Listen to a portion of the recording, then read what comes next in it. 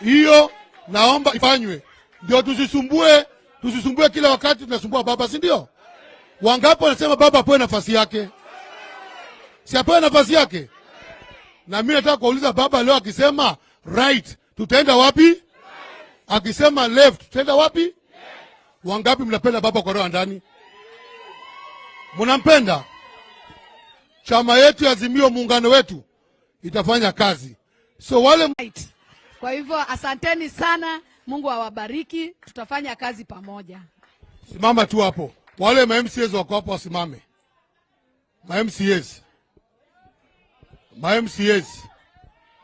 Ma-MCAs wako hapa, pole majority hawakuwatambua.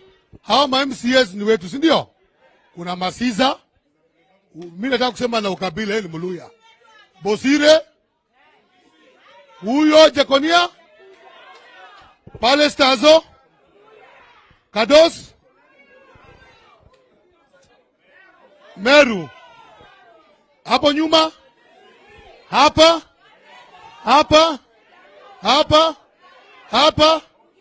Hapo. Si imechanganya? Sasa utasema baba ni mkabila ama si mkabila? Kwa hivyo tumefurahi ama tujafurahi? Pigia ma-MCA makofi. Asante. Na wengine mambo na majority wajakuja. Ya mwisho kukuja tu kuweka mwelekeo na kuonesha kwamba bado tunamuunga baba mkono, tutasimama na yeye kwa sababu ni baba yetu wote. Na kila mtu vile amesema, kama si baba, kama si chama na yeye kutubeba mkono, tungepata hizi viti? Si baba tufanyie heshima. Kwa hivyo vile atatuambia siku ya leo, kwa sababu mkutano ni wake, alafu akishaongea wale kidogo wawili, alafu tufunge mkutano. So kwa nafasi hiyo nataka kusema baba, asante kwa heshima umetupatia kama wanazimio Nairobi. Asante sana. Hata kama ukutuona kwa wakati wa uchaguzi vizuri, Nairobi walikupa kura zote. Si ni kweli? Wangapi walipatia baba kura hapa? Mulimpatia? Beba tu hivi kama ulimpatia. Mulimpatia? Na bado mnampenda? Aende mbele ama asiende mbele? Astaafu ama endelee? Wangapi wasema baba endelee? Mnakubali endelee? Kwa hiyo heshima tusimame wote. Aende mbele Raila Aende mbele Raila Aende mbele na baba Aende mbele na baba Aende mbele na Azimio Aende mbele na Azimio Ndio maana wacha nione mkono. Ndio maana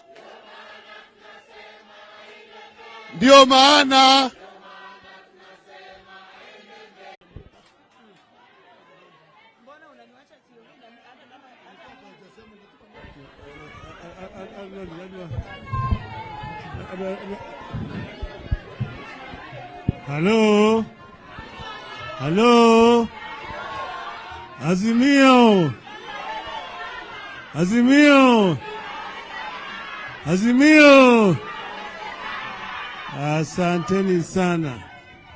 Asanteni sana. Mimi nina furaha kuona nyuso zenu. Sasa kwanza mimi nataka kusema pole sana kwa walemavu. Yule jamaa ameongea sana tena na hasira mingi. Mimi najua yale ambayo ulisema lazima iwe kiko ndani yake. Panapo nini? Panapo moshi? Ndio. Mimi nimesema mtaambia hao jamaa hiyo makosa irekebishwe wakati mwingine. Sasa hii kikao ni kama ya kidharura. Maana yake mimi nilisema sitaki kuongea sasa. Nisema nitaongea wakati ikifika vizuri. lakini sasa tumelazimishwa kuongea sasa kwa sababu ya yale ambayo yanaendelea. Yale ambayo yanaendelea ambayo ni uchochezi. Uchochezi, anasema ati ameenda kulala nyumbani kwake. Amekaa huko, wale wa commissioner wengine wanamsubiri, haonekani. Sasa ambaye anakuja anasema wale watu ya kwamba ana matokeo. Wale jamaa wanashangaa, matokeo umepata wapi na walikuwa wametoroka mbele nyumbani? Ati afisa yangu tayari amefanya hesabu na mimi niko na hesabu, nataka kwenda kutangaza. Ilikuwa sasa siku 2 mfululizo walikuwa wamefunga ile televisheni, ilikuwa haionyeshi chochote. Hapo walikuwa wanakoroga mambo. Alafu sasa wale wakamwambia, pata kwanza tuketi chini utuonyeshe vile wewe umefikia hiyo matokeo tukubaliane. Kataa, akasema pana, mimi nitaenda kutangaza. Ndio wale jamaa wakasema hatuwezi kwenda na wewe kama sisi hatujaona vile hii wewe umefikia katika hiyo matokeo. Na wakatoroka kutoka pale wakakaja kule Serena wakaongea na waandishi wa habari. Sivyo? Sasa wakaongea na waandishi wa habari wakasema yale ambayo bwana Chebukati anatangaza sisi kama wanachama wa tume ya uchaguzi hatumo ndani yake. Lakini Chebukati akaendelea namna hiyo, akilinda pale na askari, akatangaza yale. Alikuwa ni yeye na wale vibaraka yake wawili by commissioners, ambaye vile vile waliogopa kwenda na wewe kwenye jukwaa. Alikwenda alitangaza. Sasa jamaa wakaendelea. Alafu sisi tukasema hatukubali. Lakini tukakaa kimya. Tukasema tukaenda mahakamani. Mahakama tukakaa pale, kuna mahakama tukatoa ushahidi ambayo ulimwengu yote iliona. Ushahidi ambayo ilitoka moja kwa moja katika ile portal ya IBC. Wakaangalia. Hata wale majaji wakati ile walipoona yale mashahidi walishangaa. Lakini baadaye wale majaji vile vile walitishwa. Alafu baadaye wakatoa sasa ile uamuzi ambaye hata kila mtu anajua hiyo uamuzi hairidhishi. Tukasema sisi hatukubaliana na hiyo uamuzi, lakini tunaheshimu kwa sababu ni demokrasia. Na tukasema tutaongea baadaye. Tulikuwa tumesema tutangoja tupatia serikali hii ya bandia siku 100. Siku 100 wafanye yale ambayo walikuwa wanataka, waliahidi wa Kenya watafanya. Kwa hivyo sisi tulipanga kuongea tarehe 15 mwezi wa Januari.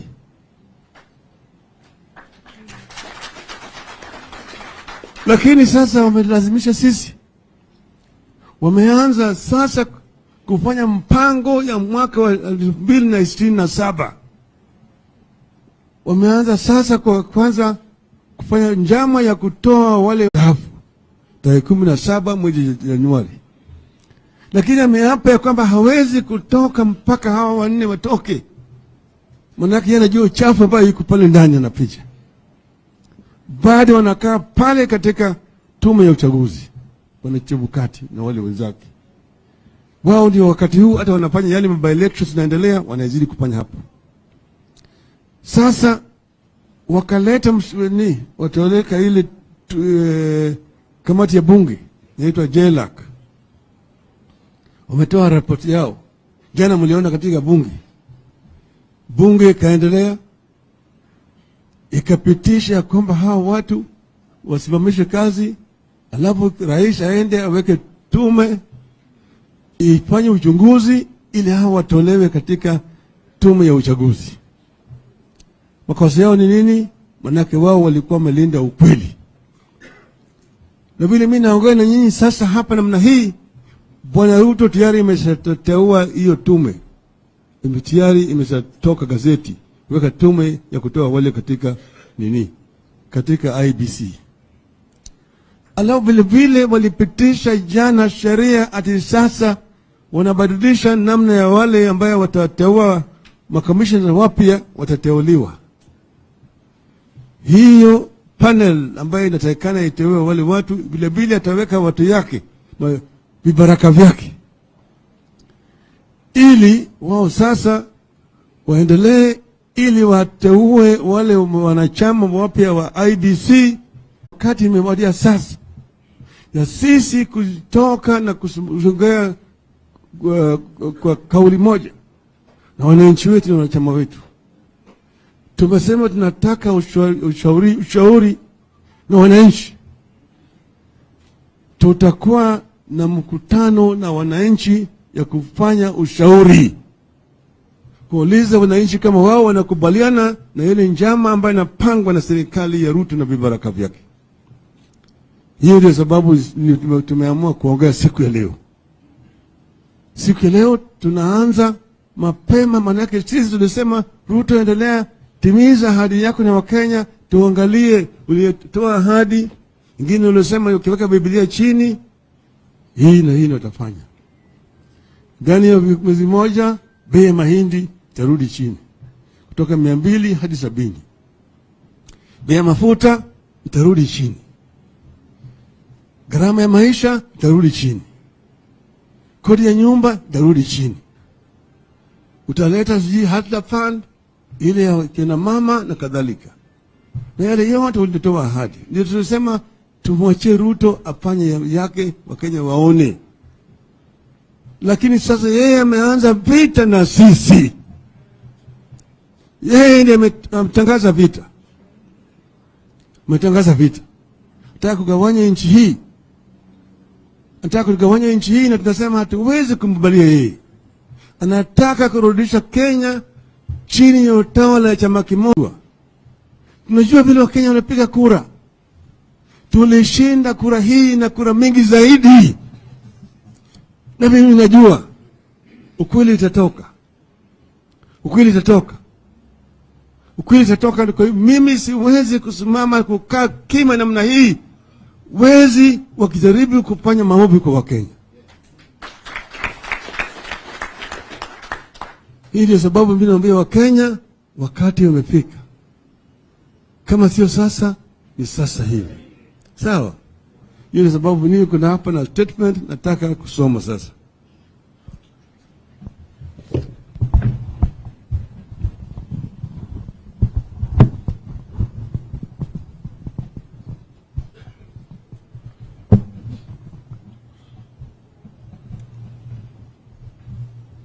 Statement on the start of public consultations on the state of the nation, December 2, mwaka 2022. As was expected, the Justice and Legal Affairs Committee of the National Assembly has recommended the formation of a tribunal to kick out the 4 IEBC commissioners. And as we are talking here, already the commission of the tribunal has already been set up. The outcome was predetermined, and there was clearly no need for JLAC to spend taxpayers' money purporting to be giving a hearing to the 4 commissioners. You have said before, and we will say it again, the tribulations of the commissioners are not about 2020. Want a clean slate at the IBC and fill it with his stooges and henchmen for the 2027 elections. Mr. Ruto wants to rig the 2027 elections in 2022. The order is on the campaign trail for the 2027 elections in 2022.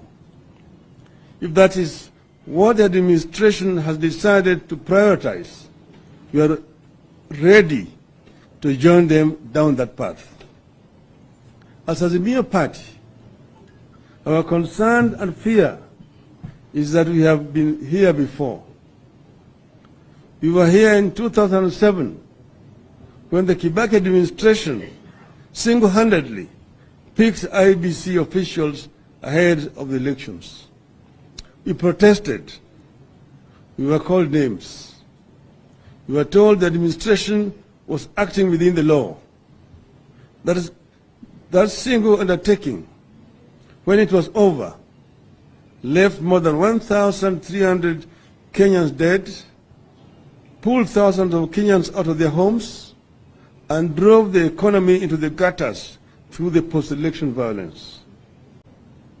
As happened back then, UDA is amending the laws governing the appointment of IBC commissioners to allow the administration complete leeway to pack the commission with his henchmen.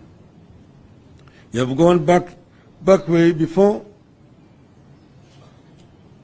We have gone back that way before the IPPG deal. We are witnessing the emergence of a darker form of dictatorship than what we witnessed under KANU. We in Azimio are here to let Kenyans know that with the benefit of history, we are going to protest and resist much more strongly than we did in 2007, because we now know just how wrong this can go if we do not stop it now. So we appeal to Kenyans to get us right and clear. This is not about the 4 commissioners. This is about the 2027 elections that could go terribly wrong if we let the Ruto administration get away with the fires they are lighting. This is about resisting the capture and emasculation of key institutions that need their independence to stand up for the country when need be. We need to jealously preserve and protect the independence of our institutions. In 2020, we witnessed strong and independent US institutions stand up to protect integrity of elections and preserve democracy despite extreme pressure by a section of the executive. That is what we need here. It is what we are launching the fight here, the fight for here today. The judiciary has been captured. The criminal justice system is collapsing. That is why cases are rapid. Parliament is half gone through bribery and blackmail. MPs are being bought to shift sides and to ratify the agenda of the executive. If all these institutions submit to ODA's schemes, we are in a real danger of losing everything we have fought for and won over the last 30 years. We are in a real danger of starting back to the 1980s. As Azimio, we are here to announce our readiness to stop that slide into the past. We are here to announce that we are rolling up our sleeves to stop the Ruto administration from taking us back to the days when Parliament changed or enacted very serious laws within minutes at the behest of the executive. We are here to announce that we will stop this country from going back to the days when the judiciary had cases in the middle of the night and dispensed sentences prescribed by the executive. We are here to announce that we will not allow this regime to take us back to the days when police were mere hit squads doing the bidding of the president. We are witnessing extremely skewed appointments to the public office by this administration. We are here to announce that we will not allow this country to return to the era when public service, a ship has docked in Mombasa with thousands of tons of maize. That importation came through the executive fiat. We maintain our rejection of the GMO foods and crops. Azimio the vigilant and stop the Ruto administration from dumping that maize at the port until we know its nature. Fellow Kenyans, I've been around with you for long. Millions of you voted for me in the last elections. We won that election. Millions of you call me Baba. I raise these issues because I have witnessed a dictatorship emerge and bloom. I have witnessed self-proclaimed God-fearing leaders preside over the persecution, false prosecution, and even murder of innocent Kenyans. I have witnessed an insecure administration run our economy to the drains. Those who witnessed this era with me should tell our young people the painful struggle it took to get the freedom we have today. Let us share our eyewitness accounts and experiences so that of that era with our children. There's a real danger that we are heading back to the 1980s. We should be ready and willing to work with those sections of our society that have always stood up caring for my country. We have to stand up now because later it will be too late. We are ready and willing to work with those sections of our society that have stood up for the nation when perils reared their ugly heads. The society, faith leaders, the academia, and workers' unions. That's why from today, we announce the launch of that pushback we talked about a few days ago.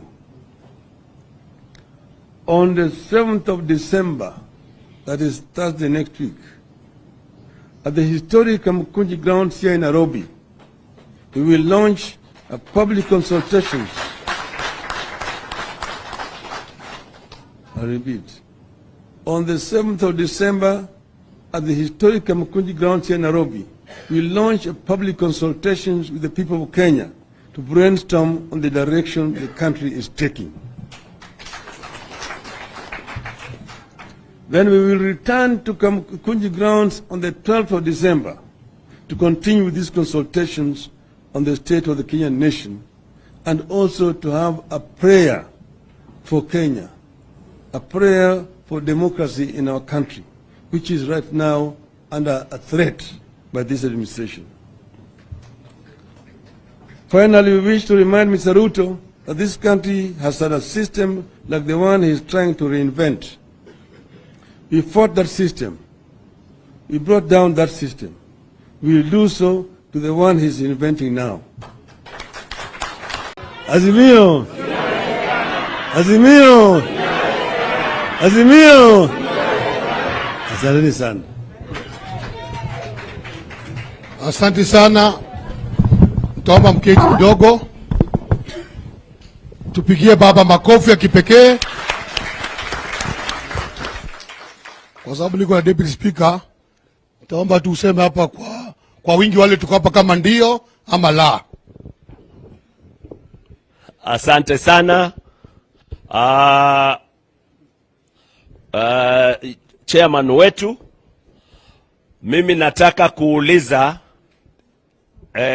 kwa wingi tukubaliane wale unajua nitauliza wale wamekubaliana na hiyo statement ya baba, semeni ndio.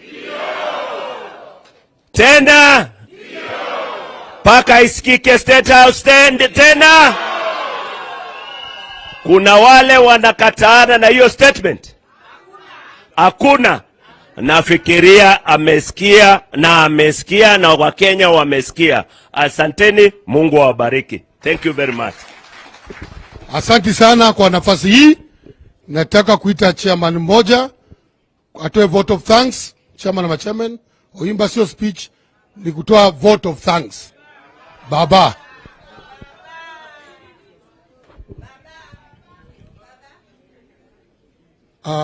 President wetu katika Jamhuri ya Kenya na viongozi wote, na wewe ndio president wetu. Ukisema left tutaenda hivyo, na ukisema right tutaenda hivyo.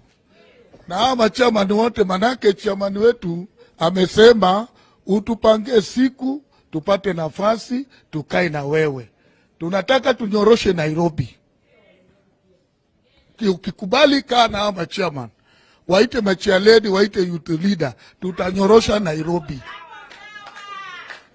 Tunakubali na chifu amesema, na asante, hatutaki kuongea mengi manake msichana wetu mambo yenyu party leader amesema. Nani president wetu, na vile amesema ni hivyo. Kwa niaba ya delegate wa Nairobi tumesema ni asante, na sisi tuko nyuma yako, saa yote ukituita tuko ready. Asante sana. Weka makofi ya juu, weka makofi ya juu ya baba kwa statement mzuri. Tutakuwa Kamkunji tarehe 7, tunarudi Kamkunji tarehe 12.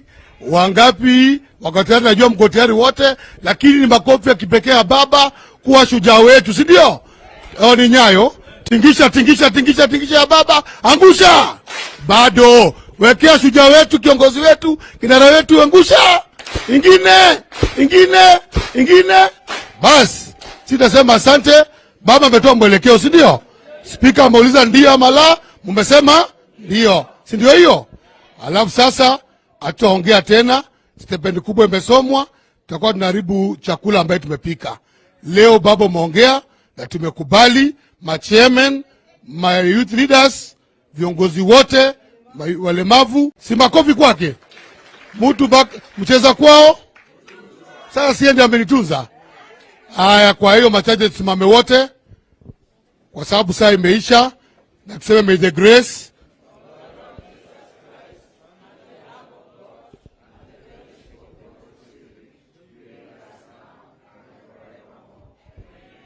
Ningeomba tu mkae hapa, naomba tu MCAs na mbaba tu hold kwa hapo room kidogo, na ndio tumruhusu yaende. Nyinyi viongozi mtulie tu kidogo, tutaminda rudi hapa, sawa? Tusianze kumisbehave tena. Asante.